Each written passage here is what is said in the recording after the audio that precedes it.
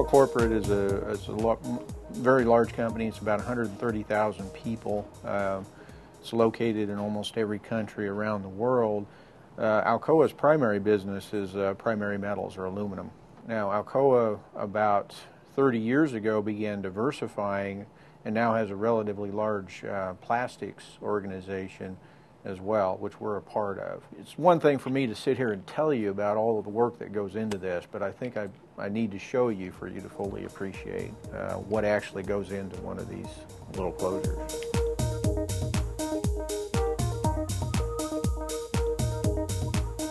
The technology that's involved with these closures is really humbling. The engineering involved in the closures is more challenging than engineering involved in the jet engines and the large trailers.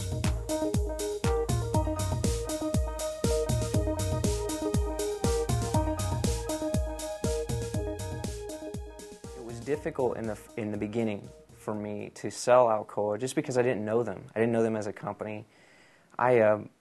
And that's one of the things that I've tried to do is from the get-go really begin to ask the questions that give me an understanding of like their environment, their atmosphere, what their culture is like, and those kinds of things. You have heat generation systems, you have cooling systems, you have mechanical systems, you have materials, you have nonlinear materials, you have colorants, you have just a wide range of different technologies that you're exposed to, and that really keeps the job interesting. We couldn't function without engineers and scientists. I make that split because most of our materials people are not engineers.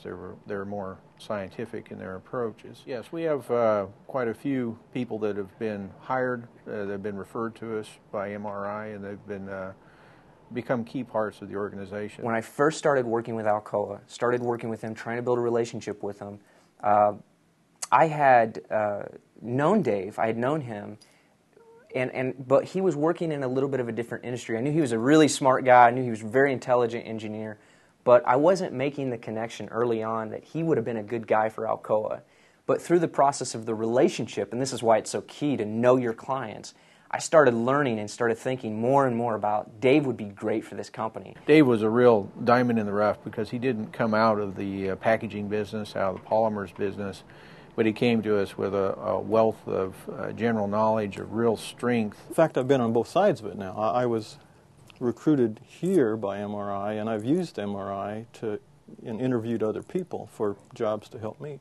And the recruiter has to walk a fine line between telling the prospective employee enough so that he's comfortable and he knows the right things about the company, do the right amount of homework, and not doing too much so that the company can't really evaluate the person.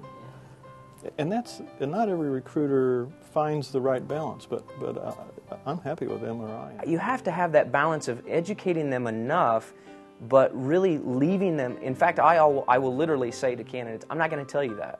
I'm not going to answer that question for you. If you want to know, that's a great question for you to ask in the interview. So I want there to be mystery. You know, there's several real strengths about this business and about this organization. You know, one of the strengths is the opportunity to be able to raise your children in a rural environment with small town values and yet still have a global impact and be involved with a global business and a highly technical business as well. When you get that call about 6 months after they've been there and they go, this is amazing, the stuff we're working on is fascinating, that really, and they just say thank you. They just say thank you very much. My wife, my family are happy. We love it here. Small community, just the environment here is fantastic. And so that's probably the most fulfilling thing.